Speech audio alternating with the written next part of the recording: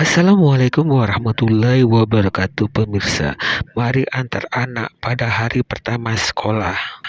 Assalamualaikum warahmatullahi wabarakatuh. Hari pertama sekolah adalah momen yang sangat berarti bagi setiap anak. Kehadiran seorang ayah saat mengantar anak ke sekolah bukan sekedar rutinitas, tetapi bentuk kasih sayang, dukungan, dan teladan yang akan dikenang sepanjang hidup. Melalui gerakan Ayah Teladan Indonesia atau GATI, saya Iliza Sanuddin Jamal, Wali Kota Banda Aceh, mengajak seluruh ayah di Kota Banda Aceh, baik ASN, TNI, Polri, pegawai BUMN, BUMD maupun pekerja swasta untuk meluangkan waktu mengantar putra-putrinya pada hari pertama masuk sekolah. Saya juga berharap dukungan dari pimpinan instansi, dunia usaha, serta sekolah agar memberikan ruang dan sambutan baik bagi para ayah. Mari kita jadikan langkah sederhana ini sebagai ikhtiar bersama membangun generasi yang sehat, cerdas, berkarakter, dan memperkuat ketahanan keluarga menuju Indonesia Emas 2045.